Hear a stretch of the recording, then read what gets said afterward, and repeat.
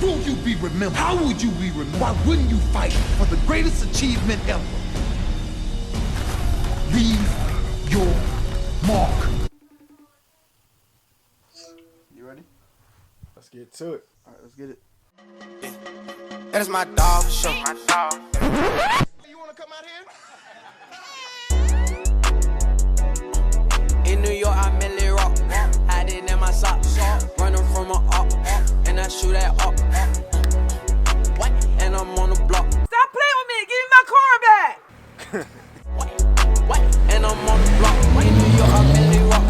Hiding in my socks. Hiding in my socks. Selling every rock. And it's in. And this is Zen. All right. Today we're going to talk about this kid from South Jersey, right? Right. He won the national 60-meter hurdle championship. Right. Took it all home for Jersey. Right. Took it all home for St. Augustine Prep. Right. He going on to Penn State next year. Right. You feel me? Yeah, right. Clap it up for Black Excellence. The champ is here! The champ is Yeah. here! The champ is here! Luckily enough, he's part of Zen. So we got a first-hand interview. Let's go. All Oh, right. man. So, what's the mentality going into the weekend? The mentality of the weekend, I would say just keep getting better. Because, I mean... Not this weekend, going into Nationals weekend. Oh! Alright, hold up. Alright, the mentality, I'm not even going to lie. I was a little scared, but my boy right here, he had to get in my head and tell me that I was going to be perfectly fine. I was preparing for this moment my whole life, and I was going to go in there and get it done. And obviously, I got it done for Jersey, for St. Augustine Prep, for my family, for Zen, for all you guys. So, yeah. Should we clap it up for Black Excellence again? Two-time, credit for the two-time. All right, so we're gonna break it down day by day. So Friday. Day by day. Friday? How your day start Friday? Friday, we were supposed to leave at like 1. We didn't end up leaving until like 3. So that had me a little stressed out. We got some Chick-fil-A. That joint was hitting. And then we got to the hotel. We checked in. We went upstairs, got to our room. There was a little gym. We peeked inside, saw a few heads in there. We went to the gym, made some friends. Yeah, some really cool friends. They're really cool. What is it? IUP? IUP. Something like that. Down. Something crazy like that. But yeah, they were pretty cool. So we were sitting there for a little bit, and then we just put our stuff down. We had to go get our bags. Me and Jeff had to go get our bags, and then so when we got our bags, we were sitting there just watching a few of them. We saw a girl jump 6'3", so that was pretty cool. Clap it up for her. Yeah, she's a dog. I'm gonna find out who she is. I'll put her in here. Yeah, she's a junior too. I think Morgan Smalls, that's her name. Yeah, she's she's Morgan tough. Smalls. And So then, for the people that haven't been to Nationals, explain the whole experience real quick. Nationals is probably the coolest place in the track and field world. I mean, the atmosphere there is just crazy. There's music playing all over the place. There's a picture booth. There's food. There's people from all over the country, obviously. I mean, you never know who you're gonna run into. I mean, I know Sidney McLaughlin was there for Saturday and Sunday. But other than that, it's just a really cool experience all around. So, yeah. Saturday. Prelims day. Saturday. Prelims day. Right before I went to sleep, Friday night, said our prayer. Right before I went to go compete, had our morning prayer, had morning breakfast. Got there, I think I ran at 9:55. So we got there around 8, and I was warming up the whole time. Shout out to my boy Tommy and Papa Akita. They swung by, got to see me run Saturday and Sunday. But Saturday, I was heat 4, lane 5. Running against my boy Kurt. Me and Kurt were really good friends off the track. Let's explain that rivalry real quick. Alright, so I first heard of Kurt my sophomore year. My freshman year actually. I first heard him my freshman year, and I never even seen him. I never ran against him until my junior year outdoor in North Carolina. And our first race together, we ran 1374 and 1386 in the prelims. And then in finals, he obviously won that nationals outdoor.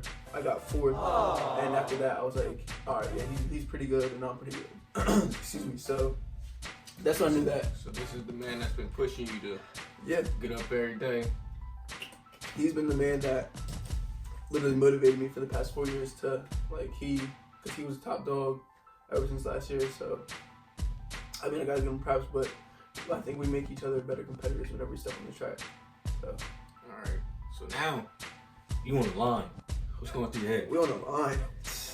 I'm trying to block all the noise out, just trying to focus on the race. I mean, I know from just like past races that he really gets out in his start, and he's a really good sprinter because I raced him a few months back at the Bulls Invitational, him and Andre Toure. So I mean, I knew that his start was gonna be like really good, so I was like, all right, I gotta get out on him. Obviously, my start wasn't amazing. I mean, I started behind the pack a little bit. He got over the first hurdle first. And then by the third hurdle, I started to catch back up to him. And we finished 1-2 in the prelims. He went 7:63, I went 7:64. That was a big PR for me. He was obviously US #1 going into there. And I jumped up to US #2. I was previously ranked US #7. But that definitely had my spirits high for the next day, and that really clicked in my mind that I said, okay, I have a chance of really doing this tomorrow and competing for the national championship. So now you know that you can compete. Right.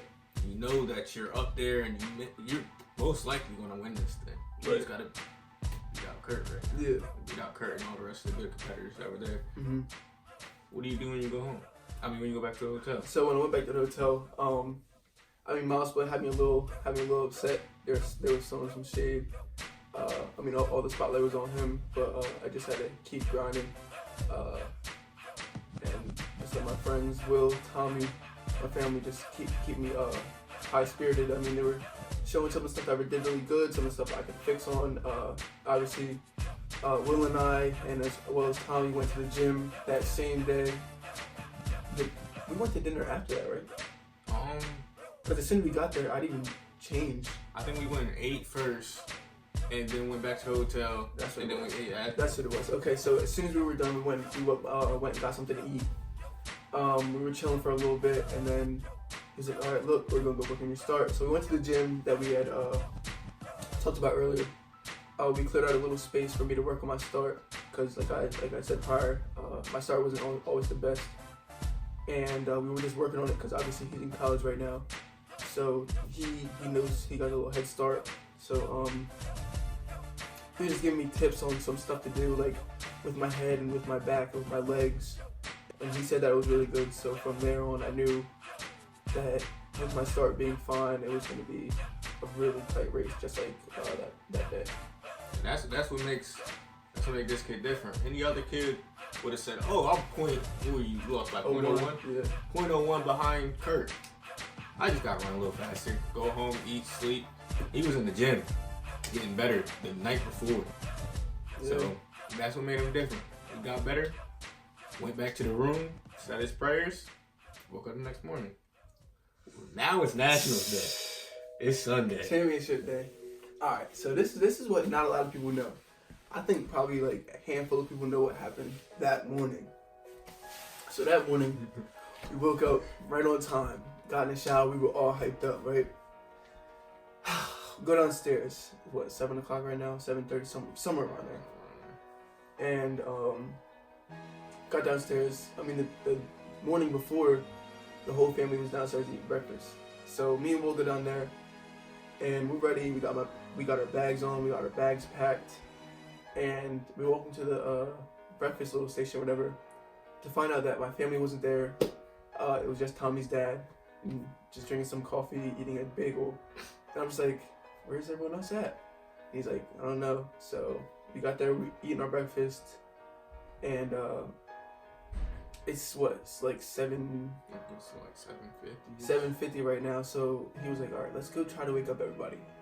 Mind you, this was what, daylight saving, so everything went forward an hour. Yeah, it went forward an hour, and that's when I went to sleep earlier that night because I knew this. And listen, my mom didn't know that. She did not know that the clock's went up an hour, or she must have forgot. So she said, okay, yeah, we're gonna leave at 8 o'clock. This is when I went into her room, dressed, ready to go. And she says, what are you doing ready already? She's like, we're leaving at 8. I was like, that's in 10 minutes. So she looks at me, she's like, what? And she wakes everybody up, my dad, my brother, my sister, wakes everybody up, told them to get ready. So I proceeded to go back downstairs. Everyone else was down there. We were waiting, we were all ready to go, had our bags packed. Got there at the track. I went right downstairs, started warming up ASAP. Coach Forrest was there already. And my blood was really pumping. I was trying to relax myself, listen to music, get a good stretch in. And I surely did that. Took a few warm-up hurdles, worked on my start again, and I felt really good coming out. And that's when I had to win the semifinals. In semifinals, actually, almost. Let's break that down. Let's break down the semis. Alright, so semis going in, I had all black on. I was feeling dangerous. I was in lane 6. I still don't know why I was in lane 6. I went in the semis. I had the number 2 seeded time going into the semis and finals. Or I'm sorry, just the semis. So I was a little confused on that. And going in, runners take your mark. I felt really good. Felt really loose. Got into my starting blocks. I felt a little rushed going into my starting blocks. But my start when I was coming out, my first step was really good. My second step was a little sloppy. But getting to that first hurdle, I was like in the mix with everybody. And going to like the third hurdle, that's when I pulled away from everybody and just blew my heat out. And from there, I think I ran 7:73, and everyone else ran like a 7:8, 7:9, somewhere in that area. So I going in there, I was like, all right, this is. So now coming out the semis, you're number 1 seed. I was number 1 seed. The second seed was Kurt Powder. He ran a 7:83, I think. And what happens after that? So after that, I went on to social media and I saw that Miles Spud had posted him and not me. So again, I was a little heated about that, but obviously I didn't really pay that much attention. I was like, all right, this is really personal now. I mean, nationals was always personal. Every single track meet to me is personal. I feel like I have the world to prove wrong, and just add a little fuel to your fire. yeah, just add a little fuel to my fire. But from there on, I was just like, all right, let's go get this money. I was like, it's money time. Going in, I was lane 4, which is obviously the fastest lane in any track. I was just trying to calm myself down and just visualize my race from start to finish. So we get into the blocks and it's just like silence in my head. I get down, I say my prayer, and when he says set, got in our set positions, fired the gun. That was probably my best start in my career so far. I got out. I was applying pressure. And to my surprise, as I was going over the first hurdle, Kurt didn't hurdle the first hurdle. He pushed it over, and that was a little shocking. I saw it out of my peripheral vision, and I was a little shocked. I was like, whoa, like, what happened? So I had to keep going. When I jumped over the second hurdle, I didn't see him there either. So I was like, oh, okay. So I was like, oh snap! If he's not here, then I mean, obviously. All my competitors are great competitors. I mean, every single race is up for grabs. But from then on, I was like, okay, this is my race to win. So I just finished through third. I think I hit the third hurdle, and I went over the fourth and fifth smooth. I showed off a little emotion before I crossed the finish line. I actually wish I just would have ran through the finish line to see what my time would have been. I think it would have been a little bit faster. But So now you won the race. You're a national champ. Yeah. What you feeling at the end of the finish line? Holy sugar honey iced tea. I really just did that. And I heard everybody screaming, and I was like, oh my gosh, I'm a national champion. And I said it to myself at least 5 times. And in the video, it's like depicted of me like getting on my knees, on my hands, getting back up. You can just see the shocking expression on my face. And honestly, like, it still just doesn't seem surreal that I actually won 2019 New Balance Nationals indoor. It's crazy. But then after you won, right? Who's the first person you were looking for? Mom. That was the first person I was looking for. Yeah, she was the first person I was looking for. I mean, I knew that she was just gonna be so proud. And the first ones I actually ran into was my coach, and I was sitting there just reminiscing, like, wow, this is unbelievable. And as I was going through, I saw you, I saw Tommy's dad, and then I saw my grandmother. As I was walking up the stairs, I gave her a big hug, and you could see tears in her eyes. I was running down the aisle, and I saw my mom, my dad, my grandfather, my aunt, my coach from Penn State. He was there, and I just gave her a big hug and said thank you for everything. And that was for her, and it meant a lot to me and her, to my whole family. So after that, Your race goes everywhere. literally my race went everywhere. My post-race, to be more specific, like everyone was really emphasizing my emotion after the race, and the amount of people that it reached out to. I think it had like 20-something thousand views on Twitter, 10,000 views on Instagram. I had like 1,000 people follow me on Instagram. I had Grant Holloway text me. I had Masai Russell text me. I had Eric Edwards text me. Just countless of role models that I've watched in the track and field world throughout my 4 years just reach out to me. It's just insane. Like, I still have people texting me about the races and saying how proud they are and how much of an inspiration I am. And it's really, that one moment had just changed my life. And it's just put my pride aside and just like thank God for everything that He's done to me. I mean, for these past 17 years, it's just unbelievable. How does it feel to call yourself South Jersey #1, 5-time state champ, two-time MLC champ, 2-time All-American, national champ? That's a great discography. Yeah, I mean, hearing it just sounds crazier than actually saying it, because like when I just say it, it's just like, yeah, I got this, I got that, it's whatever. But like when I hear it, it's like, dang, I actually did that.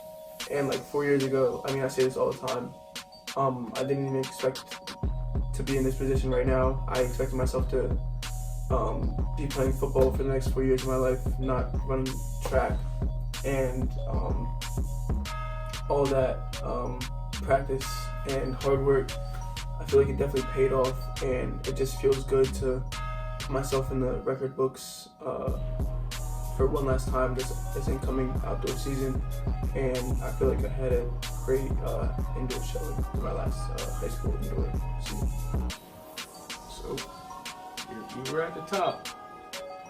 Now you're back on the right. What's the plan? The plan is to hopefully keep this momentum going from indoor season for the next few meets.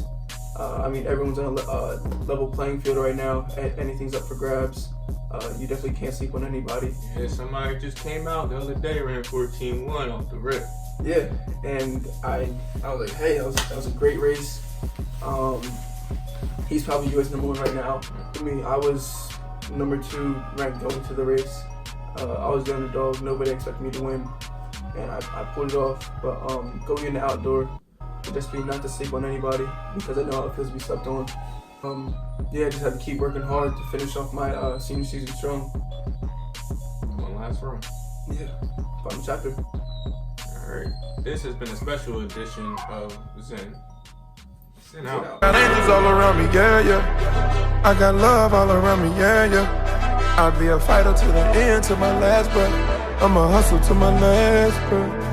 I got angels all around me, yeah, yeah. I got love all around me, yeah, yeah. I'll be a fighter to the end, to my last breath. I'ma hustle to my last breath. Who knew I would take it to a whole nother level? Who knew I was racing with the heart of a rebel? Shout one checking for me, mama one checking for me. I hustle every day just so I can spend a check on you. You my dog to the end, I got so much respect for you. With a new reputation, blood, sweat, and tears in my new foundation. Obama on my main line, I can run the nation. I got angels all around me, yeah, yeah. I got love all around me, yeah, yeah. I'll be a fighter to the end, to my last breath. I'ma hustle to my last breath. I got tears in my eyes. My dreams all I got and I'll die for it. If I love it with a passion, I'ma ride for it.